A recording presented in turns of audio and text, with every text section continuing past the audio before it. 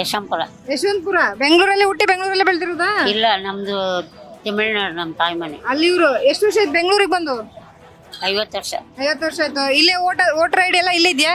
ಇಲ್ಲೇ ಓಟ್ ಹಾಕ್ತೀರಾ? ಯಾರಿಗೆ ಹಾಕಿದ್ರಿ? ಬಿಜೆಪಿಗೂ ಏನಕ್ಕೂ ಹಾಕಿದ ಗ್ಯಾಪ್ ಇಲ್ಲ. ಅವರಿಗೆ ಗೊತ್ತಿಲ್ಲ ಬಿಜೆಪಿಗೆ ಹಾಕಿದ್ದೀನೋ ಕಾಂಗ್ರೆಸ್ಗೆ ಹಾಕಿದ್ದೀನೋ ಅಂತ. ಒಟ್ನಲ್ಲಿ ಓಟ್ ಹಾಕಿದ್ದೀರಾ?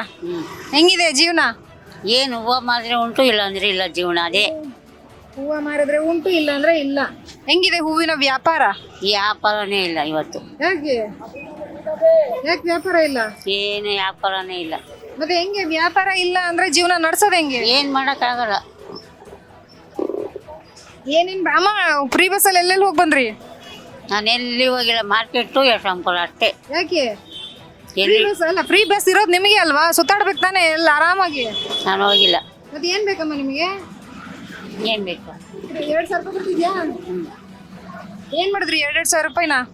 ಮನೆಗೆ ಬಾಡಿಗೆ ಕಟ್ಟೋದು, ಮನೆ ಊಟಕ್ಕ ಅಷ್ಟೇ, ಇನ್ನೇನು.